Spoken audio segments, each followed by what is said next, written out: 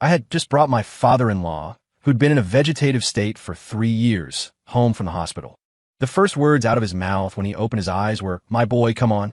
Dad's taking you somewhere special." Next thing I knew, he dragged me to a lavishly decorated spa and lounge. In a private room, a technician in a short skirt had just draped a small blanket over my legs when the door was kicked open with a thunderous bang. It was my Ice Queen wife, Isabella Hayes. Her face was a mask of cold fury as she pointed a finger straight at my nose. "Leo Evans, you are a pathetic, useless loser." Then she turned on her father.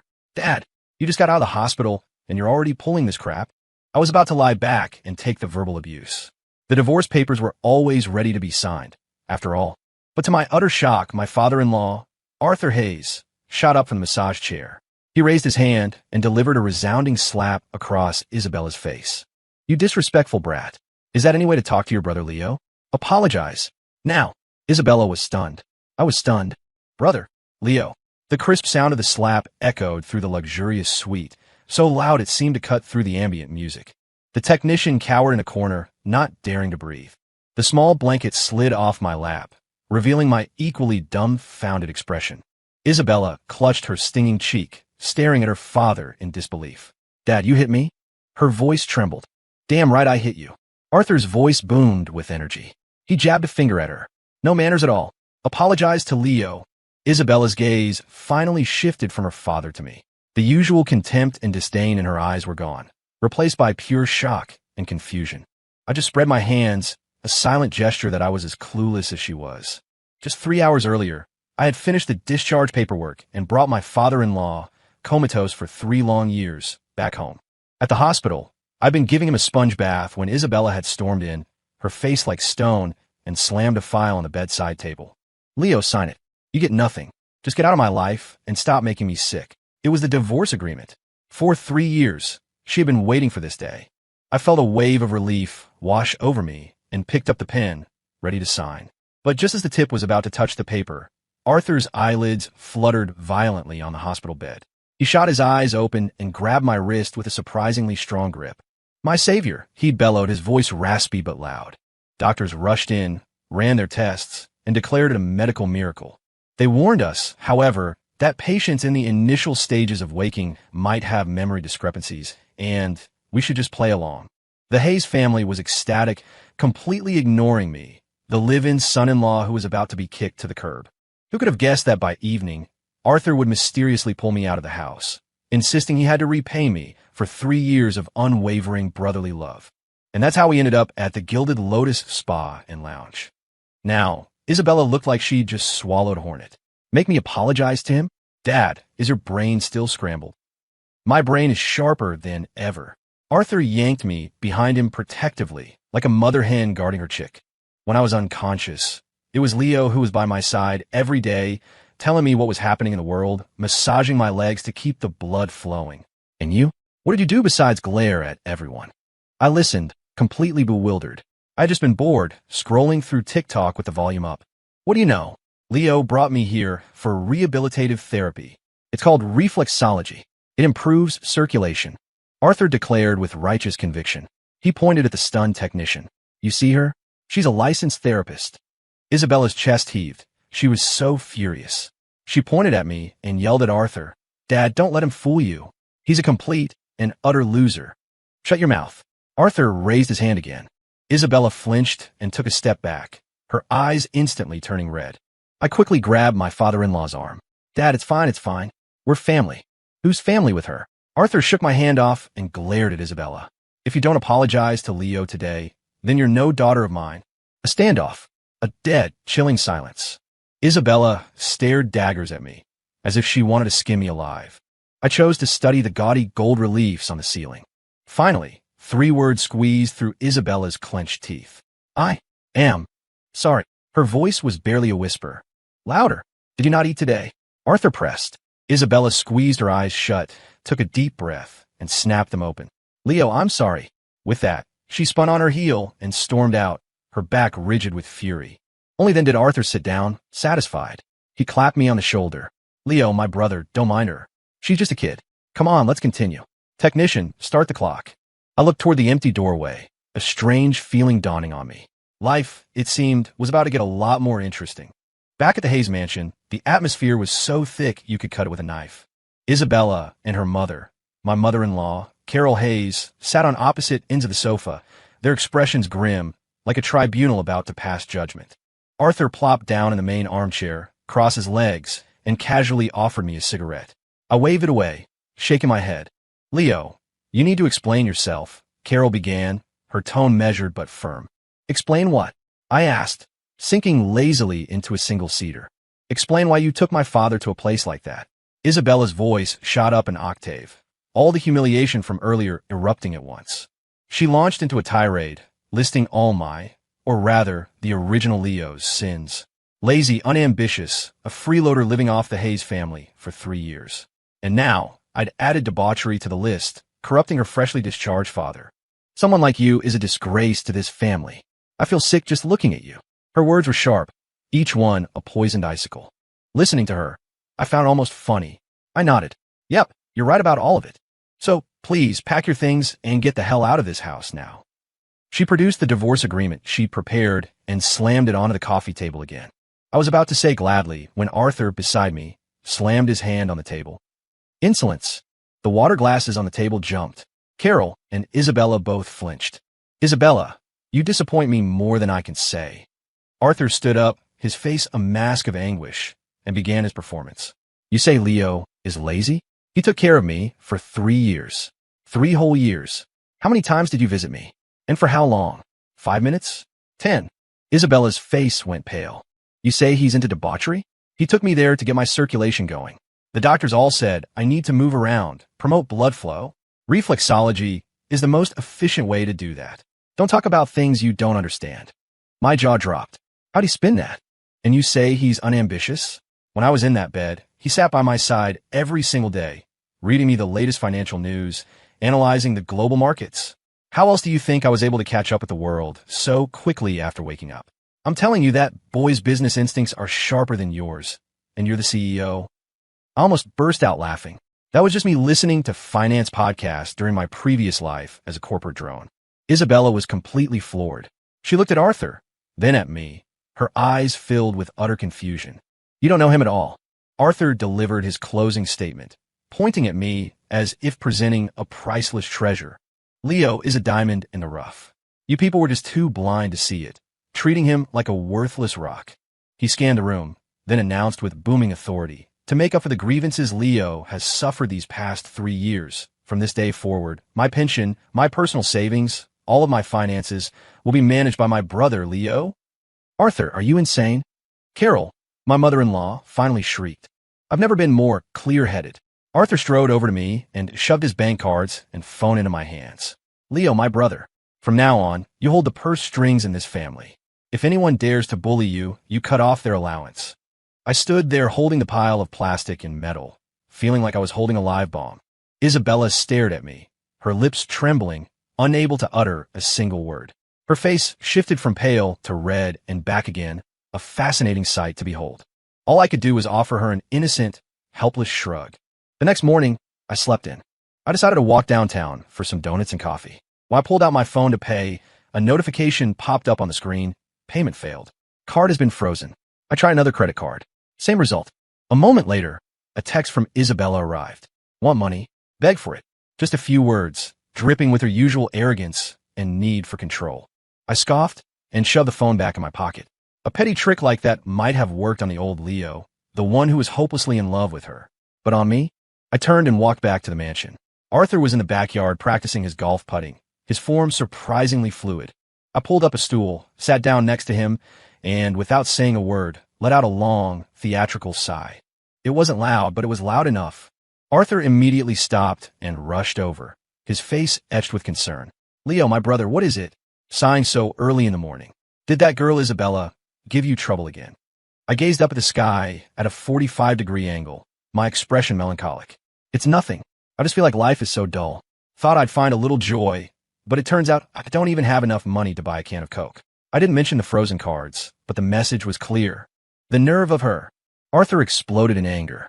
He whipped out his phone. Zelle or Venmo. Quick, before your Aunt Carol finds out where I stash my private savings. I'll send you 50 grand for now. Spend it.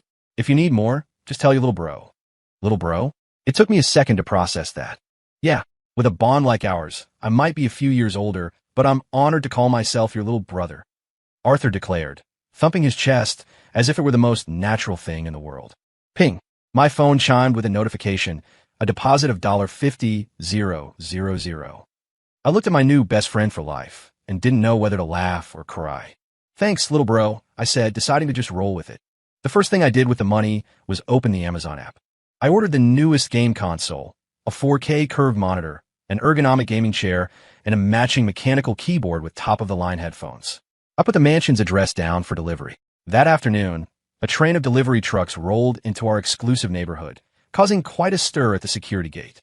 I stood on the porch, directing the drivers as they unloaded one massive box after another into Isabella's elegant, book-lined study. When she came home from work, the first thing she saw was me, enthusiastically unboxing and assembling my new gear. Her sanctuary of literature was being transformed into a high-tech, cyberpunk-style gaming command center. Leo, what are you doing? She shrieked, her perfectly applied makeup unable to hide the rage contorting her face. Assembling my equipment. Can't you see? I said without looking up, continuing to tighten a screw. Where did you get the money for this? She lunged forward and snatched the screwdriver out of my hand. I pointed a thumb over my shoulder. Arthur was crouched on the floor beside me, intently studying the instruction manual.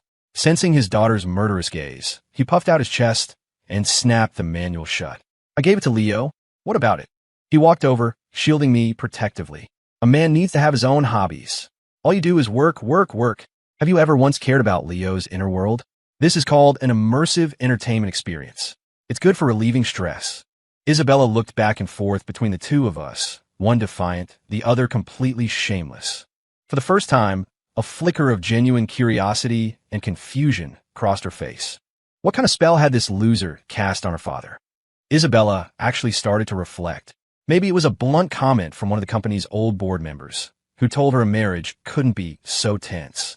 Whatever the reason, she changed. On Friday afternoon, she did something unheard of.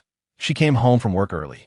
I was in my new command center, headphones on, deep in a firefight with my online teammates. She wasn't wearing her usual cold expression. Instead, she was carrying a grocery bag filled with high-end steaks and a bottle of what looked like very expensive red wine. She even awkwardly entered the kitchen and tied on an apron she had never once touched. Through the gaps in the gunfire sound from my headphones, I could hear a clatter of pots and pans from the kitchen. I couldn't help but wonder what new scheme she was hatching. At 7 o'clock, I was on a roll, having just scored a pentakill in my game. The door to the room was thrown open with a bang. Assuming it was Isabella looking for another fight, I said without turning, "What is it now?" "Just order takeout for dinner." "Leo, my brother, stop playing. Come have a drink." It was Arthur's booming voice. I took off my headphones and saw him standing in the doorway, his face flushed and happy, holding 2 ice-cold beers. Come on, your little bro has a surprise for you." He didn't wait for an answer, just pulled me right out of my gaming chair. He dragged me out to the backyard, where I stopped dead in my tracks, stunned by the scene before me. A large round table was laden with steaming barbecue, spicy crawfish, and several large pitchers of ice beer. The air was thick with the smell of cumin and chili, a comforting, down-to-earth aroma. Your little bro knows you can't stand that bland, healthy stuff we usually eat. Arthur cracked open a beer and handed it to me. This is what I call a man's kind of romance. I was genuinely hungry, so I didn't hesitate. I grabbed a skewer of grilled sausage and started eating. I had to admit, it was delicious. My father-in-law, no, my little bro, and I clinked bottles, played drinking games, and had a blast. Meanwhile, in the mansion's formal dining room, Isabella stared at the meticulously prepared candlelit dinner. The steaks were cold. The red wine stood alone on the table. She waited and waited, but I never showed up. Finally, she couldn't stand it anymore and went looking for me. And that's when she saw it. Her father and me in the backyard, shirts off, 1 foot on our chairs, our faces red from drinking. Her carefully crafted ritual of romance was utterly crushed by this cheap but joyous barbecue. She stood there for a long time before either of us noticed her. "Isabella, come join us," Arthur called out, waving drunkenly. "Leo's a great drinker. Don't you be the weak link." Isabella looked at the table littered with skewers and bones, then at the grease shining on my chin, and was speechless. A profound sense of powerlessness, something she had never experienced before, washed over her. She wanted to explode, but she felt like an intruder completely out of place. In the end, she just turned and walked silently back into that cold, empty dining room. That weekend, an unexpected guest arrived. Julian Vance, a rising star in the business world and Isabella's most famous suitor. He pulled up in a flashy Aston Martin, carrying a massive bouquet of unnaturally blue roses, looking every bit the smug tycoon. Isabella happened to be coming downstairs and frowned ever so slightly when she saw him. "Isabella, I just got back from Europe. Brought you a little something," Julian said with a practiced smile, holding out a designer gift box. I chose that moment to wander down from upstairs, wearing board shorts and flip-flops, sipping a glass of iced Coke. Julian's eyes fell on me, and he looked me up and down with open contempt. "Isabella, your new housekeeper doesn't seem to know his place. Dressing like that in front of the owners." The superiority in his voice was practically dripping. Isabella's expression darkened, and she was about to correct him when Arthur appeared out of nowhere. He threw an arm around my shoulder and grinned at Julian. "Mr. Vance, your eyesight must be going. Let me make a formal introduction. This is my brother, Leo." The smile on Julian's face froze. "Brother Leo? A housekeeper?" But he recovered quickly, a look of understanding dawning in his eyes. He must have interpreted this as some kind of test from the Hayes family, a bizarre game played by the super-rich. "Ah, Leo. A pleasure, my apologies," he said, instantly switching to a warm, enthusiastic smile and extending a hand toward me. I ignored him, walked over to the sofa, and turned on the TV. Julian's hand was left hanging awkwardly in midair. Arthur, standing beside him, enlightened him with a stage whisper. "Around here, what Leo says goes. You just don't get it." The light bulb went on over Julian's head. So, the way to Isabella is through this guy. And so began an absurd farce. In his quest to win over Isabella, Julian started trying desperately to win me over. The next day, he sent over a pair of limited edition Air Jordans, calling them a small gift for my new friend, Leo. I accepted them and immediately listed them on eBay. The day after, he called and invited me to play golf to cultivate a friendship among the elite. I told him I was busy. I had to go to the farmer's market. He paused for a second, then showed up at our front door in his Ferrari, insisting on being my personal chauffeur. And so, the local farmer's market was treated to a peculiar sight. A man in a bespoke suit, looking utterly lost among the grandmas and grandpas, awkwardly carrying my bags of onions and garlic. When Isabella got home from work, she saw Julian's convertible pulling up with me in the passenger seat, pointing and giving directions. "Turn right. Go to that deli and get a rotisserie chicken. Make sure it's fresh out of the oven." Her entire worldview was once again shaken to its core. That evening, Julian showed up with yet another gift, looking at me expectantly. I patted his shoulder and said in a grave tone, "Listen, Julian, your attitude is great." His face lit up. I changed my tone. "But Isabella, she's got a bad temper. She's not very considerate. She's not good enough for you. Take my advice. You could do better." Julian thought I was speaking in code, testing his resolve. He immediately puffed up his chest. "Don't you worry, Leo. My feelings for Isabella are true. I'll just have to try even harder." Watching his determined face, I had to physically restrain myself from laughing. Isabella seemed to be provoked by Julian's idiotic behavior. She decided to take the initiative and regain control. She must have read it in some dating guide, because she bought 2 tickets to a popular romance movie for the special couples recliner seats.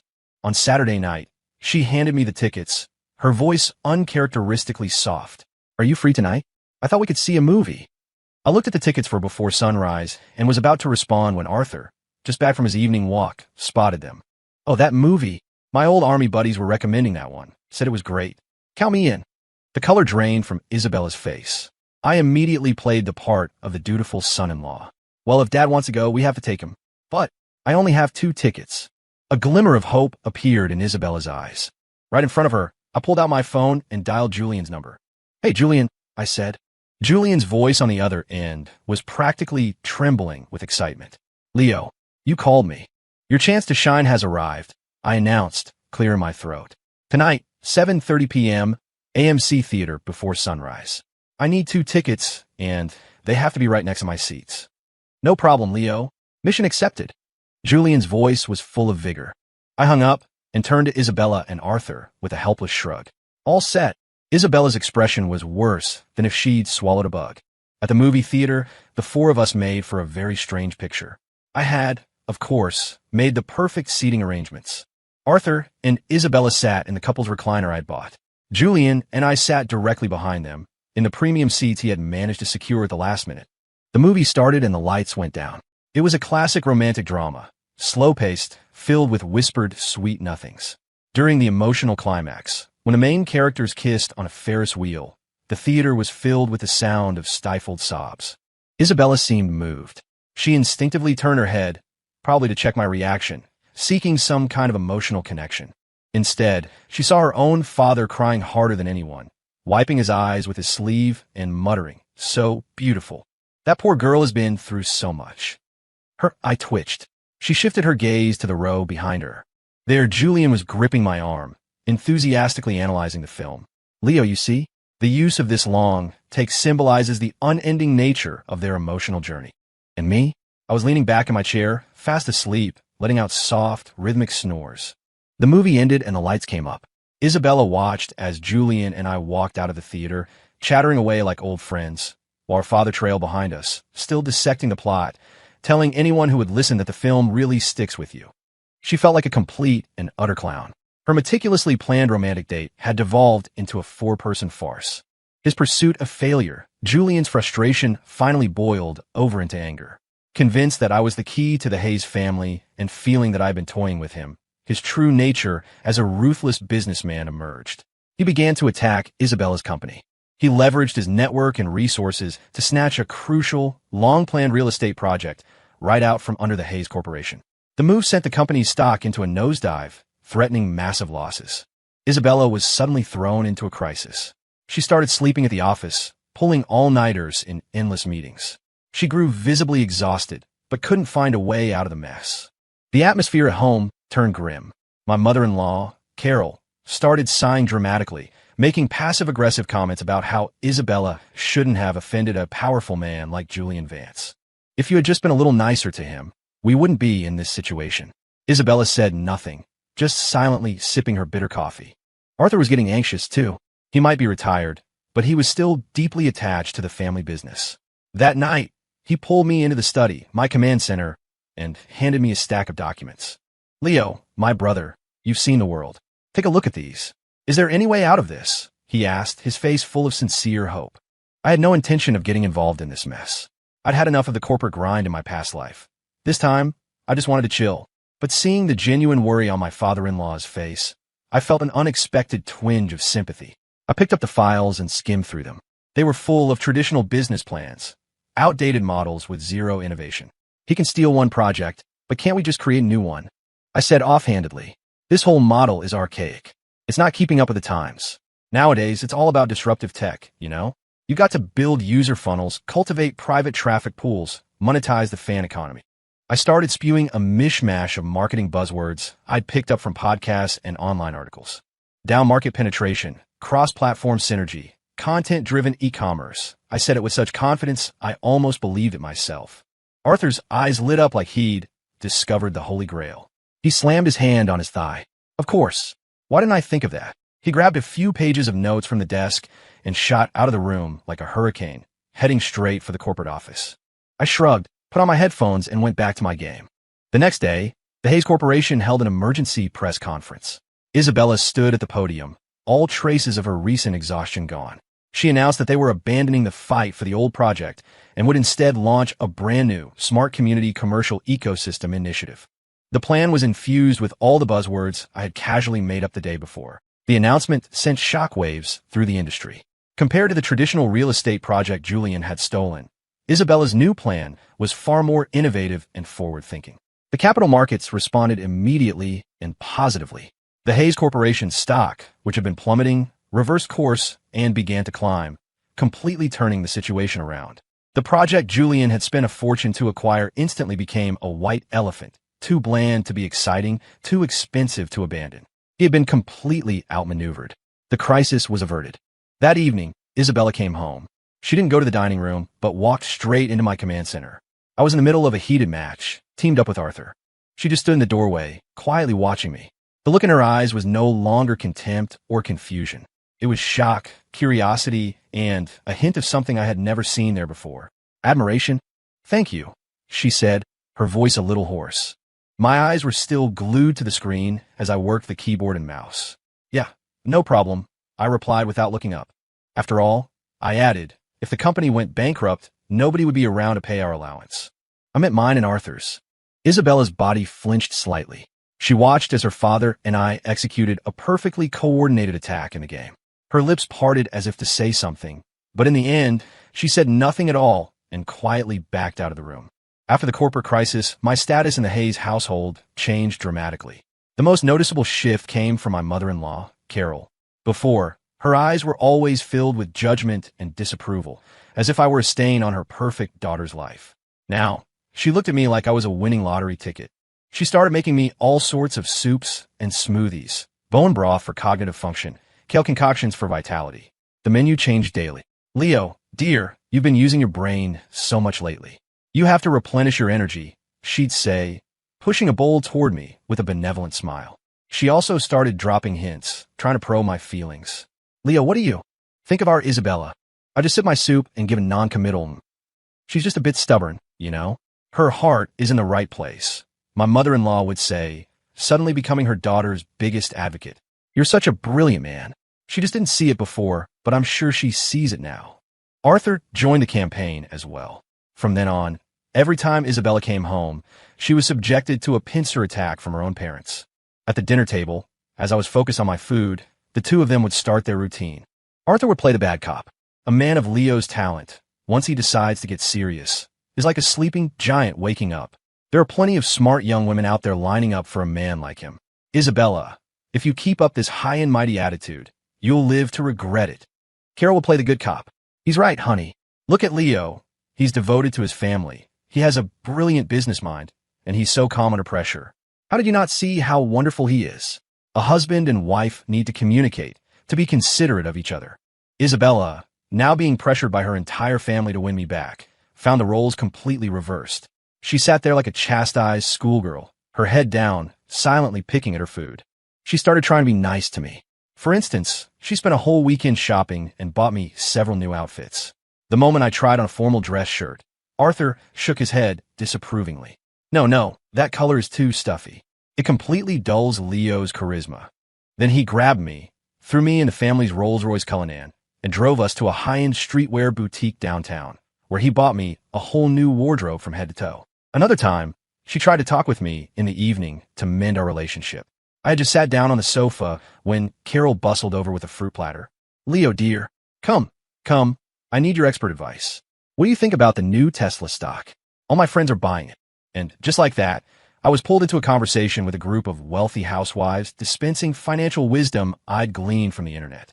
Isabella was left sitting there by herself, completely stranded in a sea of her own family.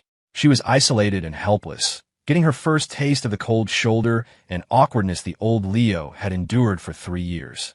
One failed attempt after another pushed Isabella to the breaking point. One evening, she came home to see me once again surrounded by her parents, laughing and chatting, while she stood on the outside looking in. She finally snapped. She stormed up to Arthur, her eyes red-rimmed, her voice raw and cracking. Dad, are you even my father? Why are you doing this to me? Why are you always siding with an outsider against me? The atmosphere in the living room instantly froze. Carol started to intervene, but Arthur stopped her with a single look.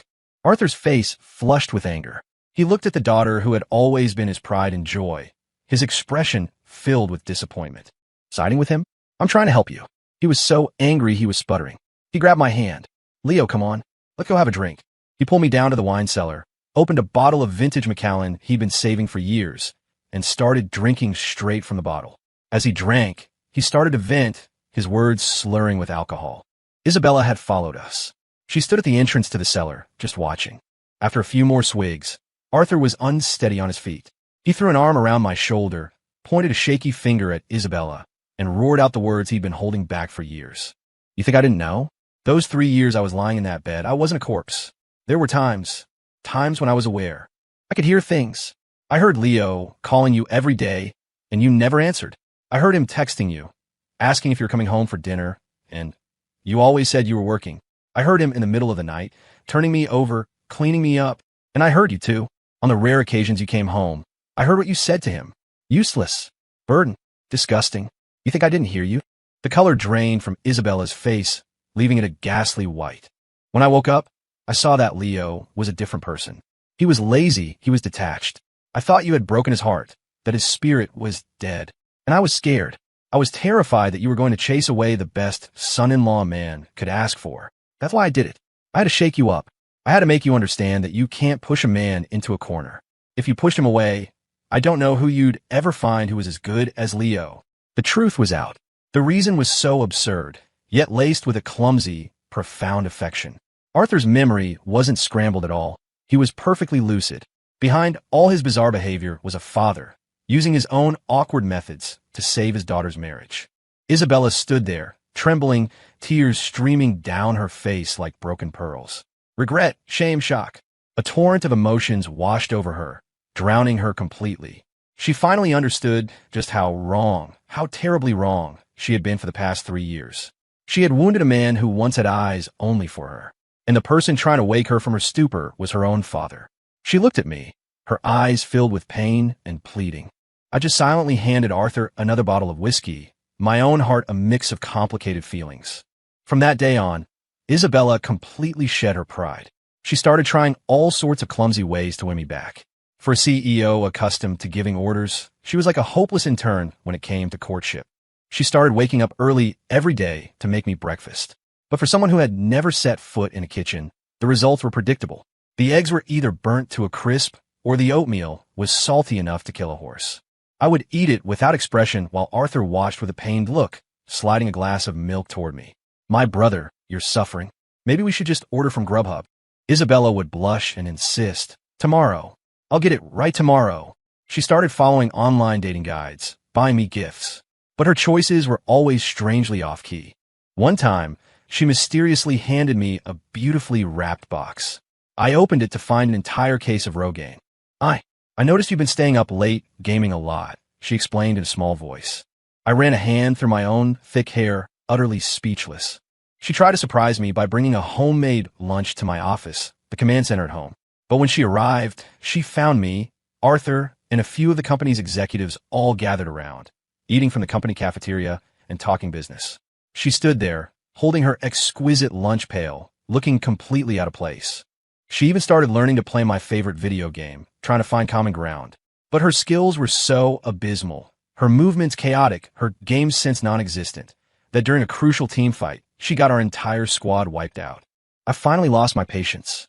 Over the team-wide voice chat, in the calmest tone possible, I said, "Hey, Isabella, could you please leave the game? Our odds are better 4 against 5. Then I helpfully kicked her from the party. The once high and mighty Ice Queen was now humbled. Every one of her attempts to show affection was like punching a pillow, and often made worse by a well-timed comment from me or Arthur, turning the situation into a running joke. Julian Vance, ever persistent, showed up at her company again to corner her. This time, before I could even intervene, Isabella handled it herself, her face cold as steel. "Mr. Vance, I'm asking you to please stop harassing me and my husband," she said, her voice clear and firm. "Otherwise, I would be more than happy to show you, in the marketplace, what truly means to regret something." Julian finally got the message and left, his tail between his legs.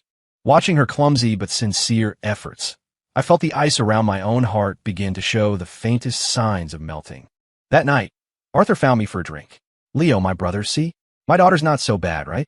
She's finally getting it," he said with a proud grin. Then he quickly added, "But if she's still annoying you, just say the word. Your little bro will run interference. I guarantee she won't get within 10 feet of you." I just smiled, and for the first time I didn't play along. The annual Hayes family banquet was held at the old family estate. Relatives from all over had gathered. As the live-in son-in-law, I was naturally the center of attention. After a few rounds of drinks, a distant uncle-in-law staggered over to me, a glass of wine in his hand. "So, Leo, still getting used to living with the Hayes family?" he slurred, a smirk on his face. "You've really got it made. Don't have to do a thing. Food and drink just handed to you. Much better than the rest of us working stiffs." The sarcasm in his voice was thick and undisguised. In previous years, the old Leo would have just shrunk into his chair.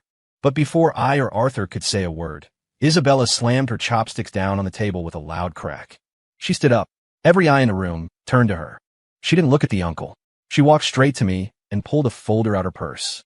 It wasn't a divorce agreement.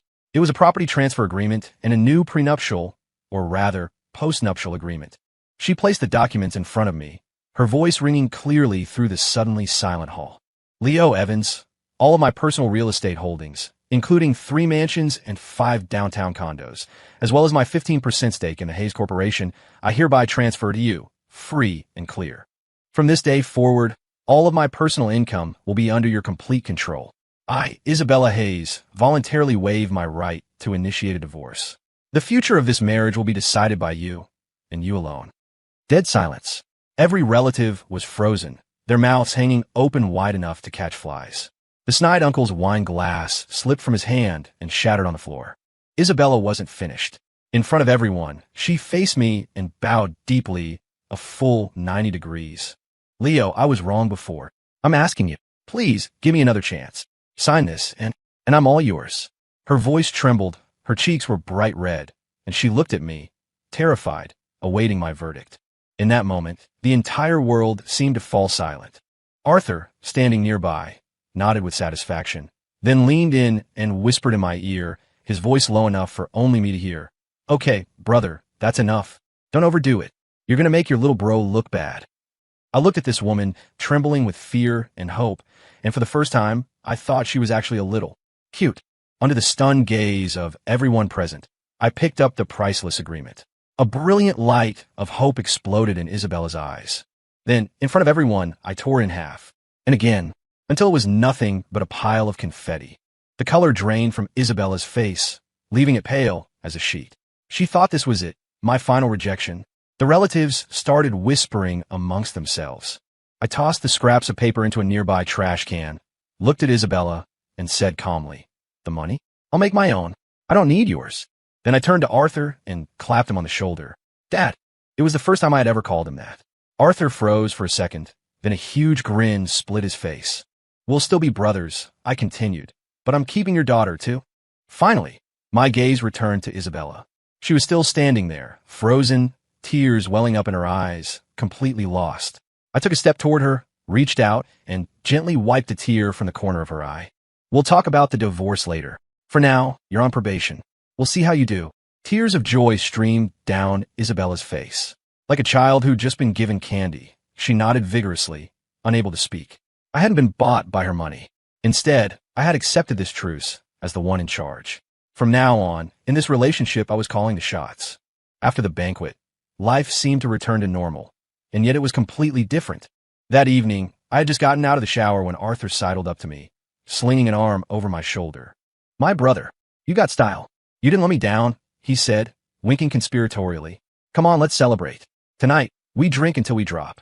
The words were barely out of his mouth when another hand reached out and pushed him away. Isabella pulled me to her side, guarding me like a territorial cat, glaring at her own father. "He's going shopping with me tomorrow." Arthur's mustache bristled with indignation. "A daughter is like spilled water. You're not even officially back together, and you're already trying to control my brother." "He may be your brother, but he's also my husband." Isabella shot back, not yielding an inch. I stood in the middle, my little brother father-in-law trying to pull my left arm for a night of gaming, and my probationary wife trying to pull my right arm for a day of dates. A new kind of family war seemed ready to erupt at any moment. I looked at the two of them, locked in a silent staring contest, and a happy, exasperated smile spread across my face. A life like this, I thought, wasn't half bad.